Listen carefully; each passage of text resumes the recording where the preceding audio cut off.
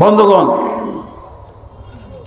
আমরা যাই বলেন না কেন রাসূল সাল্লাল্লাহু আলাইহি সাল্লামের কোর্স পূর্ণ করব দরকার হলে। রাসূল সাল্লাল্লাহু আলাইহি সাল্লামের কোর্স কি ছিল?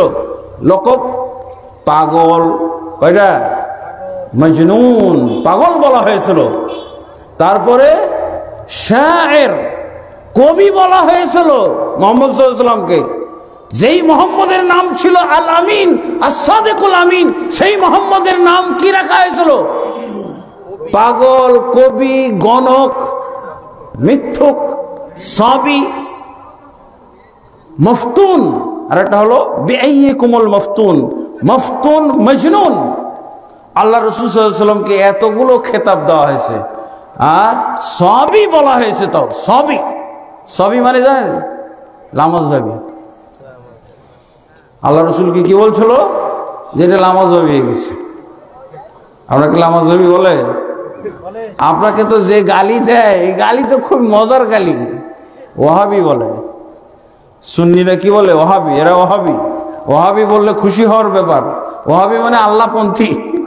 ওই বেকুবের দল বুঝে নাই যে এটা গালি দিতে যে তার এটা প্রশংসা হয়ে গেছে, এই বেকুবের দল বুঝেই না। ওয়াহাবি মানে হলো আল্লাহপন্থী। আব্দুল ওয়াহাব আল্লাহর নাম না, এই জন্য তো আব্দুল ওয়াহাব, ওয়াহাবের বান্দা। আর ওয়াহাবি মানে ওয়াহাবপন্থী বা আল্লাহপন্থী। আমাদের গ্রামে আমাদের 7 ভাই আলেম, তো আমাদের গ্রামবাসীরা আমাদেরকে গালি দেয়, কি বলে? ইলিম ভরা, মানে এরা ইলিম ভরা দেয় গালি, মজার গালি। তো আপনাকে যদি সুন্নাহ পালনের জন্য পাগল বলা হয়, তাহলে তো আল্লাহ রাসূলের সাথে কমন পড়ে গেছে। আপনি বাদ দিবেন নাকি? কবি বলে, রাসূল সাল্লাল্লাহু আলাইহি সাল্লাম সবই বলছেন। সবই সবই কখন বলছে? মুসনাদ আহমদের মধ্যে হাদিস এসেছে, মুস্তাদরাক হাকিম। আল্লাহ রাসূল সাল্লাল্লাহু আলাইহি সাল্লাম যখন বাজারে ঘাটে যেখানে সেখানে লা ইলাহা ইল্লাল্লাহর দাওয়াত দিচ্ছিলেন, ইয়া আইয়ুহান নাস কুলু লা ইলাহা ইল্লাল্লাহ তুফলিহু, হে জনগণ তোমরা লা ইলাহা ইল্লাল্লাহ বলো, সফল কাম হয়ে যাবে। বলছেন কানা ইউকাররিরুহা, আল্লাহ রাসূল এটা অনবরত বলতেই থাকতেন। আর তার পিছনে আবার তার চাচা আবু লাহাব ও বলছে লা তাসমাউ ফাইন্নাহু সাবিউন, তোমরা খবরদার এর কথা শোনো না, এই কিন্তু পাগল। সাবিউন কাযিবুন, আবার কোন বর্ণনায় সাবিউন কাযাবুন, এই তোমার চরম মিথ্যাবাদী, এই বিধর্মী, এই লামাযহাবী মুহাম্মদের কথা তোমরা শোনো না কেন? পিছনে তো অনেকে জিজ্ঞেস করতো যে এই সব বিরোধী, উনি যেটা বলতেছে তার হুবহু বিরোধী কথা বলতেছে, এই লোকটাকে আর এই লোকটাকে। বলছে হাযা মুহাম্মাদুন ওয়া খালফাহু আম্মুহু আবু লাহাব, ইনি হচ্ছেন মুহাম্মদ সাল্লাল্লাহু আলাইহি সাল্লাম, আর তার পিছনে যে সাবিউন কাযিবুন বলছে, এটা হলো তার চাচা আবু লাহাব। আল্লাহ রাসূল সাল্লাল্লাহু আলাইহি সাল্লামকে সাবিউন কাযিবুন বলা হয়েছে। আর কি বলা হয়েছে? গণক। আবার বলা হয়েছে জিন ধরা, জেনে ধরা, জেনে হাওয়া বাতাস লাগা বলে আপনাদের গ্রামে, হাওয়া বাতাস লাগছে। দাম্মাম নামক এক ব্যক্তি কবিরাজ ডাকা হয়েছে। মুহাম্মদ সাল্লাল্লাহু আলাইহি ওয়াসাল্লাম এত ভালো মানুষ, বিশ্বস্ত, সত্যবাদী, আর সে কেমন হয়ে গেল? সে এভাবে রোগাক্রান্ত হয়ে গেল, গোটা মক্কাবাসীকে সে বিচলিত করে ফেললো। গোটা মক্কাবাসী আজকে অস্বস্তির মধ্যে পড়ে গেছে। এর চিকিৎসা করতে হবে। মুহাম্মদ সাল্লাল্লাহু আলাইহি ওয়াসাল্লামের চিকিৎসার জন্য একটা কবিরাজ নিয়ে আসা হয়েছিল, দাম্মাম তার নাম। মিন আজদ শানুয়া থেকে এসেছিল, মুসলিম শরীফে এই ঘটনাটা এসেছে। তারপরে ওই কবিরাজকে মুহাম্মদ সাল্লাল্লাহু আলাইহি ওয়াসাল্লাম, হিতাকাঙ্ক্ষীও তো আছে, এত ভালো মানুষটা নষ্ট হয়ে গেল।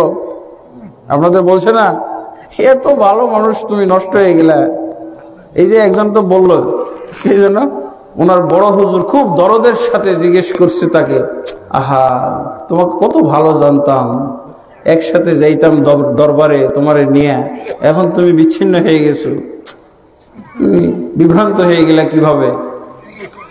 তো রাসূল সাল্লাল্লাহু আলাইহি সাল্লামকে দরদের সাথে বলতেছে, এত ভালো মানুষটা এরকম ভাবে কোন জিন পরীর আসর লেগে বিভ্রান্ত হয়ে গেল, কেউ তো যে হিতাকাঙ্ক্ষী হিসেবে কবিরাজ ডেকে নিয়ে আসছেন। মুসলিম শরীফে হাদিসে এসেছে কবিরাজ তার সাথে সাক্ষাৎ করছে। দমাদ বা দমাদ নামক ওই কবিরাজ এসে বলছে, তার অভিজ্ঞতার কথা আগে বলছে, দেখো আমার হাতে আল্লাহ তাবারক ওয়া তাআলা অনেক রোগী ভালো করছে। আমি শুনছি তুমি একটা ভালো মানুষ, কিন্তু তুমি বিভ্রান্ত হয়ে গেছো, তোমাকে জিনে ধরেছে, পরিতে ধরেছে, ভূতে ধরেছে। তা আমি এগুলোর খুবই ভালো চিকিৎসা পারি, তা আমি কি তোমাকে রুকিয়া করতে পারি? লা আল্লাহ ইয়াশফিকা আলা ইয়াদি, হতে পারে আল্লাহ তোমাকে আমার এই হাতে, আমার এই রুকিয়ার মাধ্যমে, আমার এই ঝাড়ফুঁকের মাধ্যমে আরোগ্য দান করতে পারেন। তুমি কি অনুমতি দিতে পারো? আমি কি তোমার উপরে আমার কবিরাজগিরি শুরু করব এখন? কবিরাজি টেকনিক, হ্যাঁ, ব্যবস্থাপত্র। আল্লাহ রাসূল সাল্লাল্লাহু আলাইহি ওয়াসাল্লামের কথা শুনেই তো মিজাজ খারাপ। পরে আল্লাহ রাসূল বলছে, আচ্ছা আপনি কিছু বলার আগে আমাকে কিছু বলতে দেন, আপনি কিছু ঝাড়ফুঁক করেন না, আমাকে ঝাড়ফুঁকের দরকার নাই। তারপরে দেখেন জাহিলি যুগের লোক তারপরও কি বলছে, লা আল্লাহ ইয়াশফিকা আলা ইয়াদি, হতে পারে আল্লাহ তোমাকে সুস্থতা দান করবেন। আমাদের যুগে তো মুসলমান কবিরাজরা, অনেক কবিরাজ আছে যারা আল্লাহকে মাইনাস করে ফেলে, বলছে কি 100% সমাধান, ব্যর্থতায় টাকা ফেরত বলছে। কিন্তু জাহিলি যুগে এত নষ্ট কবিরাজ ছিল না। জাহিলি যুগের কবিটাও বলতেছে যে লা আল্লাহ ইয়াশফিকা আলা ইয়াদি, আল্লাহ তাবারক ওয়া তাআলা আমার চিকিৎসায়, আমার ব্যবস্থাপত্রে তোমাকে আল্লাহ আরোগ্য দান করতে পারেন, তুমি যদি অনুমতি দাও। তখন আল্লাহ রাসূল সাল্লাল্লাহু আলাইহি ওয়াসাল্লাম কি বললেন, যে আমি আগে কিছু বলিনি, তারপর আল্লাহ রাসূল কি বললেন, ইন্নাল হামদালিল্লাহ নাহমাদুহু ওয়া নাস্তাঈনুহু ওয়া নাস্তাগফিরুহু ওয়া নাউযু বিল্লাহি মিন শুরুরি আনফুসিনা ওয়া মিন সাইয়্যাতি আমালিনা মান ইয়াহদিহিল্লাহু ফালা মুদিল্লা লাহু ওয়া মান ইউদ্লিলহু ফালা হাদিয়া লাহু ওয়া আশহাদু আল লা ইলাহা ইল্লাল্লাহ ওয়া আন্না মুহাম্মাদুর রাসূলুল্লাহ। এইভাবে আল্লাহ রাসূল সাল্লাল্লাহু আলাইহি ওয়াসাল্লাম খুতবাতুল হাজাটা তার সামনে পেশ করলেন। কবি না, এই কবিরাজ এখন নিজেই আক্রান্ত, বলছি মোহাম্মদ খুবই সুন্দর কথা, আবার পড়ো। এবার কবিরাজ নিজেই বিভ্রান্ত হয়ে বলছে, আবার বলেন মোহাম্মদ, খুবই সুন্দর লাগছে কথাগুলো। আবার পড়লেন, তারপরে তৃতীয়বারও বলল, আবার পড়েন, আমার তৃপ্তি মিটতেছে না, আবার পড়েন। 3 বার শোনার পর বলছে যে আমি আপনার দলে চলে আসলাম, আপনি আমাকে হাত দেন, আর হাত দেন, আমি বায়াত করে আপনি এখনই ইসলাম গ্রহণ করবো। আল্লাহু আকবার।